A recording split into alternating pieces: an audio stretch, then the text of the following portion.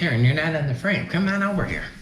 Here. I'm coming over. Where are you? A little more. A little more. A little more. We've been married forever. Well, we were introduced by a friend of mine, and he asked me out on a date, and I said yes. And then he took me to a drum corps show. I love drum corps. We got married in August. We picked for our honeymoon to do Europe because we said, well, who knows if we'll get back before we retire. And the fact of the matter is, we did not. So I think we drove around the airport like five times. We married young.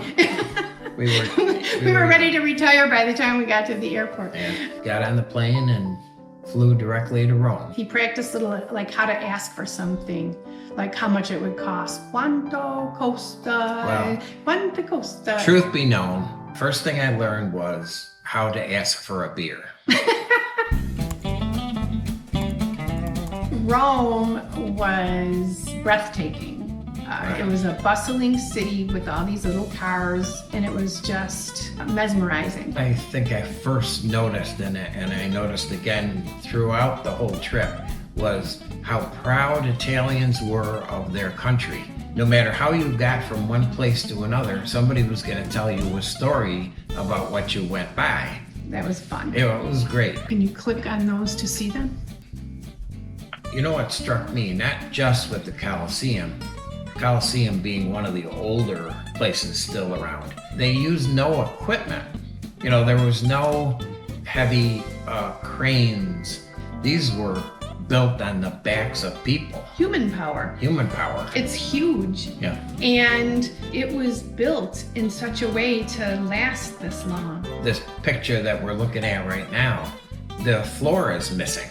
The man that was showing us, he explained that the floor is gone that was built over that. Everything that supported what was going on top was all underground there. That evening, we went out on our own. We had heard about the Piazza Navone, and there was live music. It was at night. It was beautiful, warm. It was just filled with life. I felt like I was at a rock concert. A lot of my knowledge came from movies and books. You don't get the same feel from a movie. Nearby is the Pantheon. Again, a feat of architecture. I think that's the largest dome that's unsupported in the world. You know, I remember asking the guide about the hole in the dome. He said, well, it was for light. You know, of course, light. Those are the things that just amazed me. If you take your time and really think about where you are, how many people have walked those same steps 100 years ago, then 200 years ago, and on and on and on. You know, I love this country, but I don't get the age. A lot of my attention was on the food. I'm Irish, and my background in food before I met Karen was lacking. I want to make this a full screen though. Hold on half a second. So I was really tuned into the food, and Karen was just following me. Did I mention the food was fabulous everywhere? So we were told that in Sorrento, they did a lot of inlaid wood. We looked around and asked about different shops, and we walked past one where the woodworker was actually working like in front of the window. You could see him. I had seen this beautiful triangle-shaped set of tables that made a hexagon. So I went in to inquire about buying them, and when I came around and saw the man, it just brought me to tears. He looked so much like my grandpa, who I had lost maybe like 10 years before, and he had big hands like my grandpa and watery blue eyes like my grandpa, and it did, well, it even does now, brings me to tears thinking about, well, my grandpa was from the Naples and Sorrento area, and so this was, I felt like I have a connection here. So we bought them. We bought these 6 tables that matched and have used them ever since.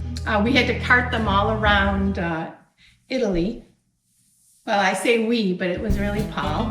You always say It was we. a special treat. To get to Venice, ended up doing a bus ride again. And then you take a water taxi.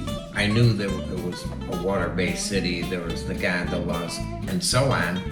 Somehow I didn't put two and two together that there would be no cars there, period.